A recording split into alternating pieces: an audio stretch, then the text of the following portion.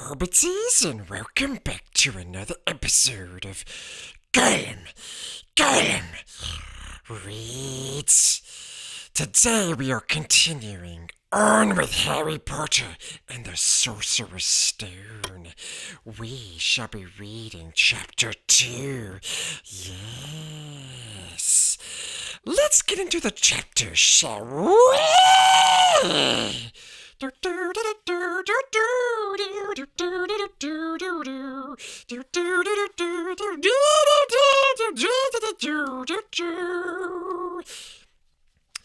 Chapter 2, The Vanishing Glass. Nearly 10 years had passed since the Dursleys had woken up to find their nephew on the front step, but Privet Drive had hardly changed at all. The sun rose on the same tardy front gardens and lit up the brass number 4 on Dursley's front door. It crept into their living room, which was almost exactly the same as it had been on the night when Mr. Dursley had seen the fateful news report about the owls. Only the photographs on the mantelpiece really showed how much time had passed. 10 years ago, there had been lots of pictures of what looked like a large pink beach ball wearing different colored bobble hats. But Dudley Dursley was no longer a baby, and now the photographs showed a large blonde boy riding his first bicycle, yes, on a roundabout at the fair, playing a computer game with his father, being hugged and kissed by his mother. The room held no sign at all that another boy lived in the house too.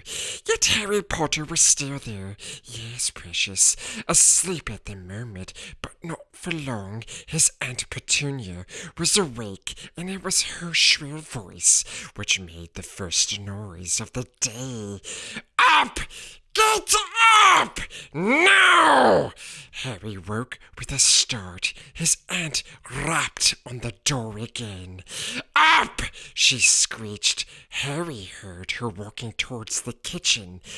Yes, and then the sound of the frying pan being put on the cooker. He rode onto his back and tried to remember the dream he had been having. It had been a good one, yes, precious, yes. There had been a flying motorbike in it. He had a funny feeling he'd had that same dream before. His aunt was back outside the door. Are you up yet? She demanded. Nearly, said Harry. Well, get a move on. I want you to look after the bacon. And don't you dare let it burn. I want everything perfect on Daddy's birthday. Harry groaned. What did you say? His aunt snapped through the door. Nothing! Dudley's birthday. How could he have forgotten?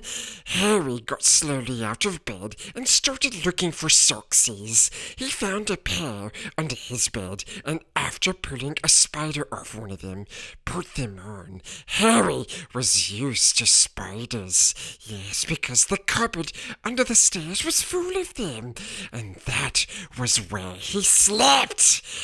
When he was dressed, he went down the hall into the kitchen. The table was almost hidden beneath old Dudley's birthday presents. It looked as though Dudley had got the new computer he wanted, not to mention the second television and the racing bike.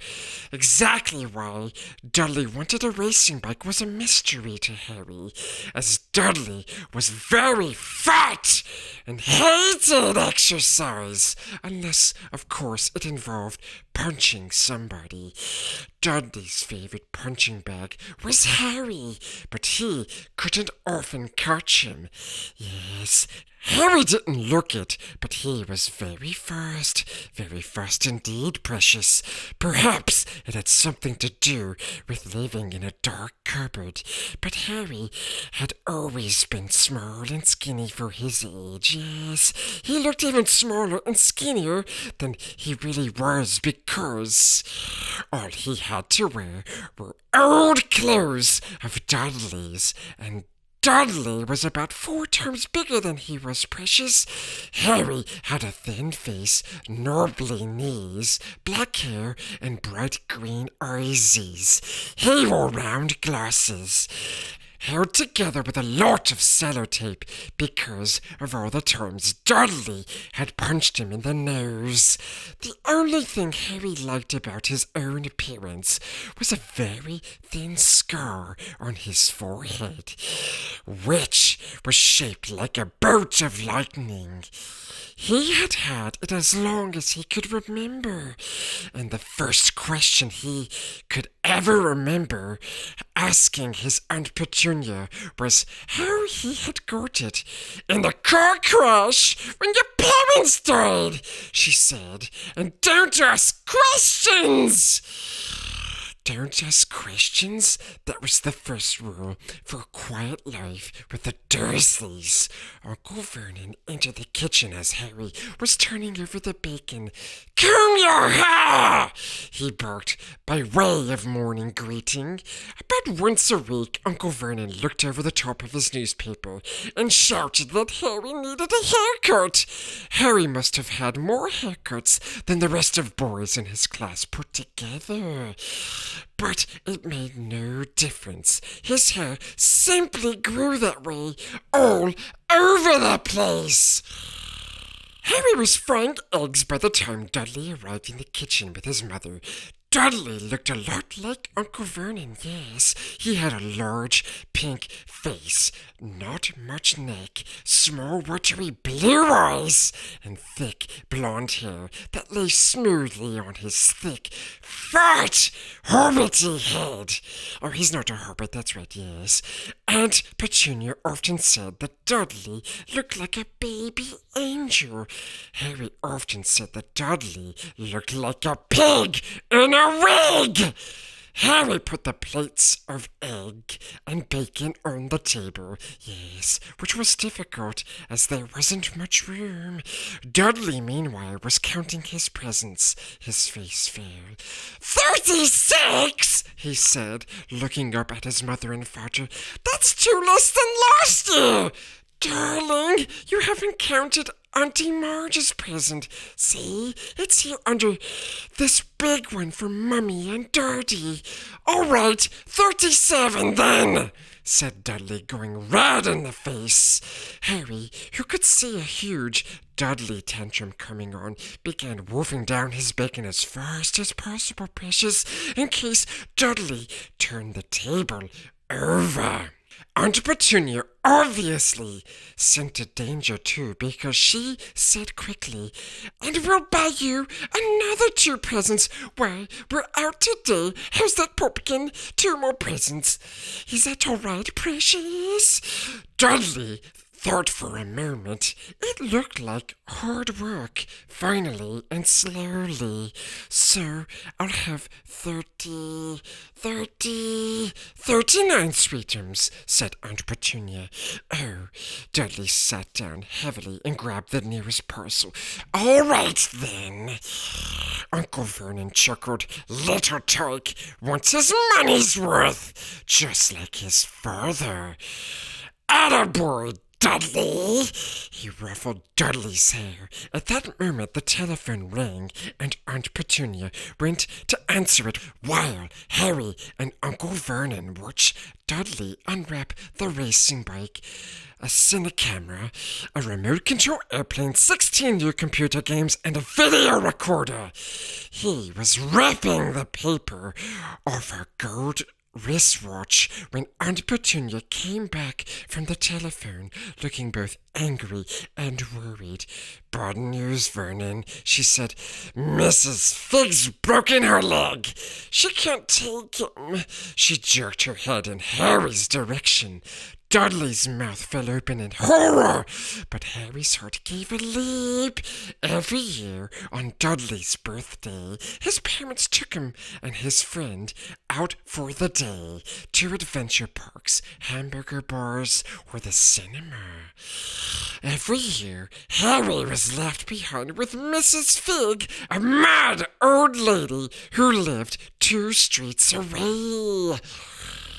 Harry hated it there. The whole house smelled of cabbage, and Mrs. Fig made him look at photographs of all the cats she ever owned. "Now what?" said Aunt Petunia, looking furiously at Harry, as though he planned this. Harry knew he ought to feel sorry that Mrs. Fig had broken her leg, but it wasn't easy when he reminded himself it would be a whole year before he had to look at Tibble Snowy, Mr. Paws, and Tufty again.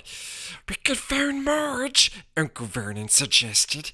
"Don't be silly, Vernon. She hates the boy."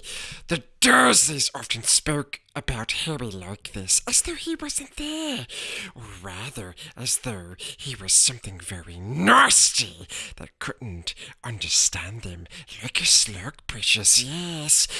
"What about what's-her-name, your friend Yvonne, on holiday in Mallorca?" snapped Aunt Petunia. "You could just leave me here," Harry put in hopefully.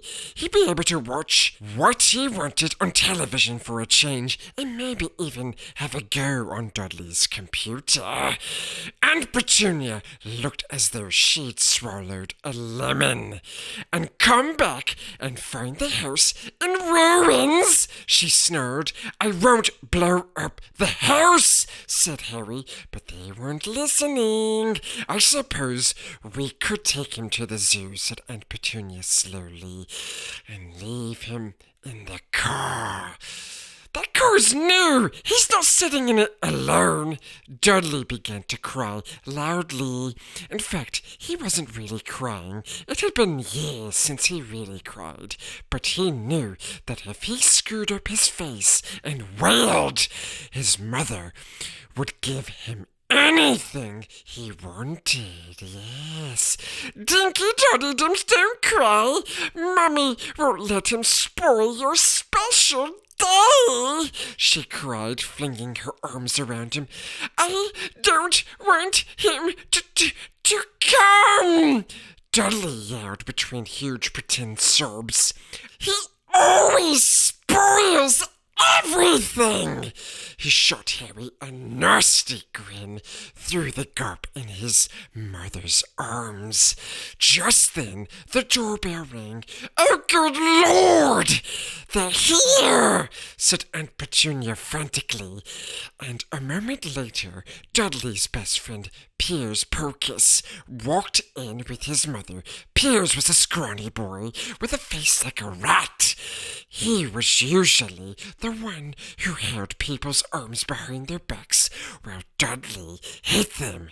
Dudley stopped pretending to cry at once. Half an hour later, Harry, who couldn't believe his luck, was sitting in the back of the Dursleys' car with Piers and Dudley, on their way to the zoo for the first time in his life.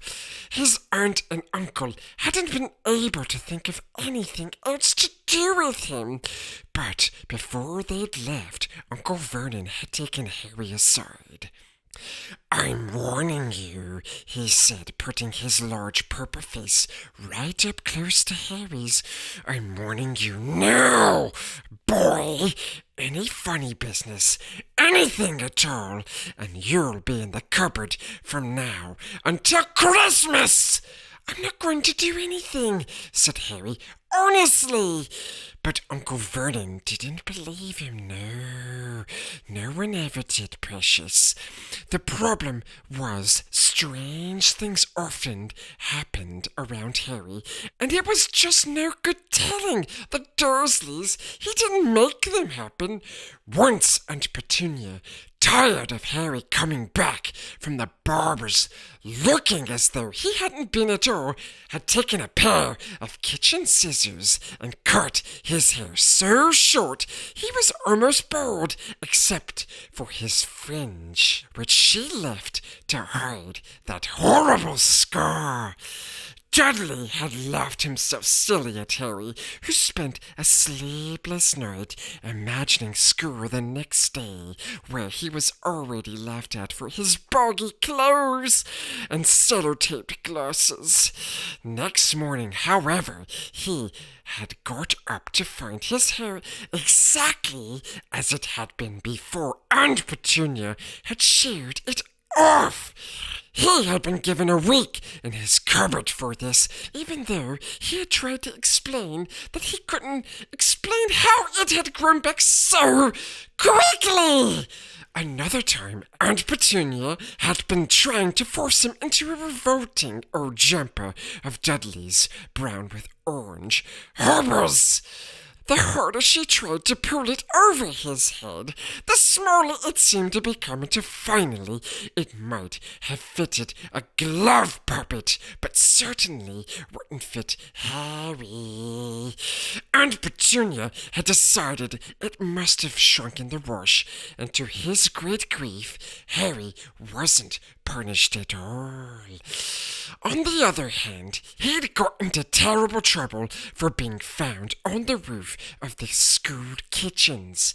Dudley's gang had been chasing him, as usual, when, as to Harry's surprise, as anyone else's, there he was sitting on the chimney. The Dursleys had received a very angry letter from Harry's headmistress telling them Harry had been climbing school buildings. But all he tried to do, as he shouted at Uncle Vernon through the locked door of his cupboard, was jump behind the big bins outside the kitchen doors. Harry supposed the wind must have caught him in mid-jump. But today, nothing was going to go wrong. It was even worth being with Dudley and Piers to be spending the day somewhere that wasn't school, his cupboard, or Mrs. Fick's cabbage-smelling living room. While he drove, Uncle Vernon complained to Aunt Petunia. He liked to complain about things, people at work. Harry, the council, Harry, the bank, and Harry were just a few of his favorite subjects. This morning it was motorbikes, roaring along like maniacs, the young hoodlums, he said, as a motorbike overtook them. I had a dream about a motorbike, said Harry, remembering suddenly it was flying precious. Uncle Vernon nearly crashed into the car in front. He turned right around in his seat and yelled at Harry, his face like a gigantic beetroot with a mustache. Motorbikes don't fly! Dudley and Piers sniggered. I know they don't, said Harry. It was only a dream, but he wished he hadn't said anything.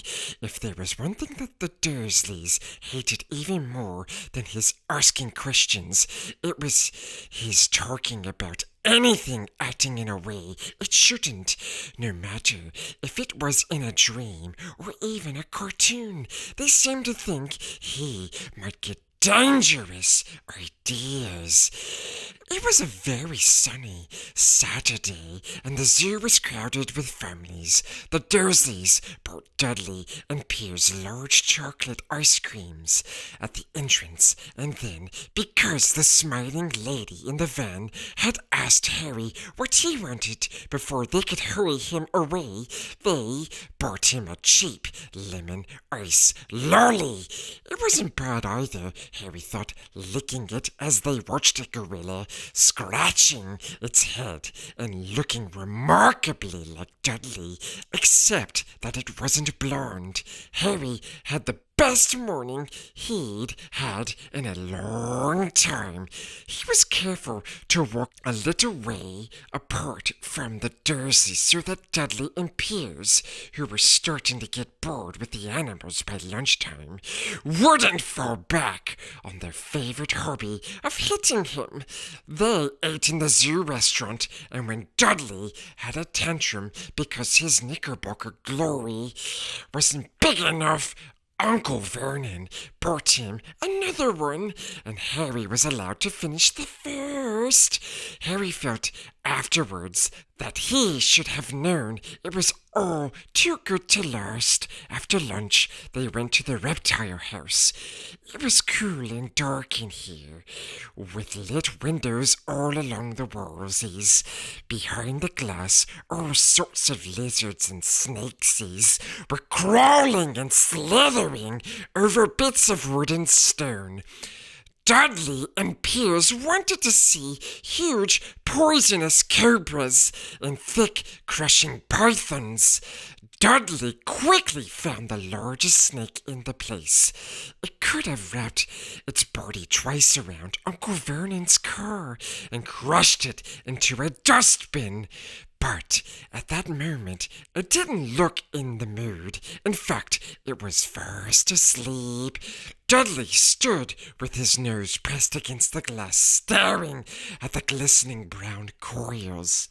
"Make it move!" he whined at his father, but Uncle Vernon tapped on the glass. But the snake didn't budge. "Do it again!" Dudley ordered. Uncle Vernon rapped the glass smartly with his knuckles, but the snake just snoozed on. "This is boring!" Dudley moaned. He shuffled away. Harry moved in front of the tank and looked intently at the snake. He wouldn't have been surprised if it had died of boredom itself. No company except stupid people drumming their fingers on the glass, trying to disturb it all day long. It was worse than having a cupboard as a bedroom, where the only visitor was Aunt Petunia hammering on the door to wake you up. At least he got to visit the rest of the house. The snake suddenly opened its beady eyes. Slowly, very slowly, yes. It raised its head until its eyes were on a level with Harry's. It winked. Harry stared. Then he looked quickly around to see if anyone was watching Precious. They weren't. He looked back at the snake and winked too. The snake jerked its head towards Uncle Vernon and Dudley, then raised its eyes to the ceiling. It gave Harry a look that said quite plainly, "I get that all the time, love, yes." "I know," Harry murmured through the glass, though he wasn't sure the snake could hear him. It must be really annoying. The snake nodded vigorously. "Where do you come from, anyway, Precious?" Harry asked. The snake jabbed its tail at a little sign next to the glass. Harry peered at it. "Boa constrictor, Brazil." "Was it nice there?" The boa constrictor jabbed its tail at the sign again, and Harry read on. "This specimen was bred in the zoo." "Oh, I see, Precious, yes. So you've never been to Brazil." As the snake shook its head, a deafening shout behind Harry made both of them jump. "Dudley! Mr. Dursley! Come and look at the snake! You won't believe what it's doing!" Dudley came waddling towards them as fast as he could. "Out of the way, you!" he said, punching Harry in the ribs. Caught by surprise, Harry fell hard on the concrete floor. What came next happened so fast, no one saw it happened. 1 second, Piers and Dudley were leaning right up close to the glass. The next, they had leapt back with howls of horror. Harry sat up and gasped. The glass front of the boa constrictor's tank had vanished. The great snake was uncoiling itself rapidly, slithering out onto the floor. People throughout the reptile house screamed and started running for the exits. As the snake slid swiftly past them, Harry could have sworn a low, hissing voice said, "Brazil, here I come, thanks, amigo." The keeper of the reptile house was in shock. "But the glass!" he kept saying. "Where did the glass go? Ah!" The zoo director himself made Aunt Petunia a cup of strong, sweet tea while he apologized over and over again. Piers and Dudley could only gibber. As far as Harry had seen, the snake hadn't done anything except snap playfully at the heels as it passed. But by the time they were all back in Uncle Vernon's car, Dudley was telling them how it had nearly bitten off his leg, while Piers was swearing it had tried to squeeze him to death. But worst of all, for Harry at least, was Piers calming down enough to say, "Harry was talking to it, weren't you, Harry?" Uncle Vernon waited until Piers was safely out of the house before starting on Harry. He was so angry he could hardly speak. He managed to say, "Go! Cupboard! Stay! No meals!" before he collapsed into a chair, and Aunt Petunia had to run and get him a large brandy. Harry lay in his dark cupboard much later, wishing he had a watch. He didn't know what time it was, and he couldn't be sure the Dursleys were asleep yet. Until they were, he couldn't risk sneaking to the kitchen for some food. He lived with the Dursleys almost 10 years. 10 miserable years! As long as he could remember, ever since he had been a baby and his parents had died in that car crash. He couldn't remember being in the car when his parents had died. Sometimes, when he strained his memory during long hours in his cupboard, he came up with a strange vision, a blinding flash of green light, yes, and a burning pain on his forehead. This, he supposed, was the crash, though he couldn't imagine where all the green light came from. He couldn't remember his parents at all. His aunt and uncle never spoke about them, and of course he was forbidden to ask questions. There was no photographs of them in the house. When he was younger, Harry had dreamed and dreamed of some unknown relation coming to take him away, but it had never happened. The Dursleys were his only family, yet sometimes he thought, or maybe hoped, that strangers in the street seemed to know him. Very strange strangers, yes. They were too. A tiny man in a violent top hat had bowed to him once while out shopping with Aunt Petunia and Dudley. After asking Harry furiously if he knew the man, Aunt Petunia had rushed them out of the shop without buying anything. A wild-looking old woman dressed all in green had waved merrily at him once on a bus.